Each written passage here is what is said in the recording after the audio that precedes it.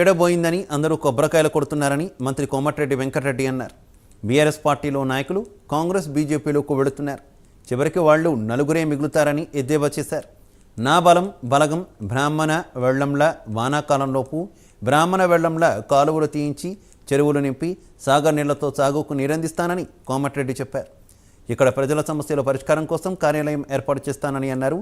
బ్రాహ్మణ వెళ్లంలను మోడల్ విలేజ్గా చేస్తానని కోమటిరెడ్డి తెలిపారు.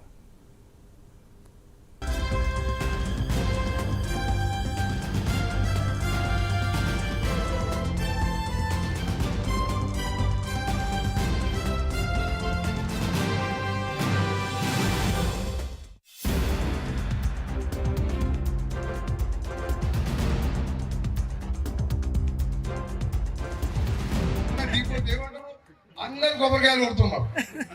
కవిత పోయింది, కేటీఆర్ పోయింది, హరీష పోయినాడే, పీడ పోయి ఆయన కాంగ్రెస్ వచ్చును, బస్సు టికెట్ అడుగుతలేరు, ఏ యాది రూటకు పోయినా టికెట్ లేకుండా పోతున్నారు. 500కి సిలిండర్ వస్తున్నది, ఇలా 5 లక్షల ఇంధనం బిల్లు వస్తుంది అంటున్నాం. అందుకని పీడ పోయింది అంటూ రాలేదా కేసీఆర్?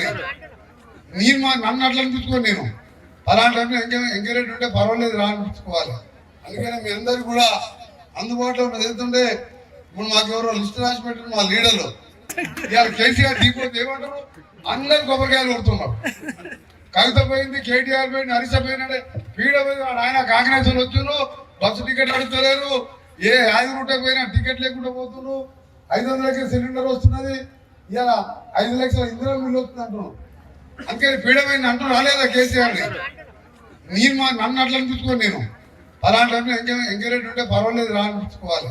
అందుకని మీ అందరు కూడా అందుబాటులో వెళ్తుంటే ఇప్పుడు మాకు ఎవరో లిస్ట్ రాసి పెట్టిన మా లీడర్లు ఇవాళ కేసీఆర్ దిగిపోతే ఏమంటారు, అందరు కొబ్బరికాయలు కొడుతున్నారు.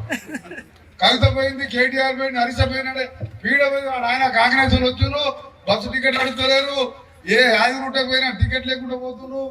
500కి సిలిండర్ వస్తున్నది, ఇలా 5 లక్షల ఇంధనం బిల్లు వస్తుంది అంటున్నాం. అందుకని పీడ పోయింది అంటూ రాలేదా కేసీఆర్? నేను నన్ను అట్లా అనిపించుకోను, నేను అలాంటి ఎంకరేజ్ ఉంటే పర్వాలేదు.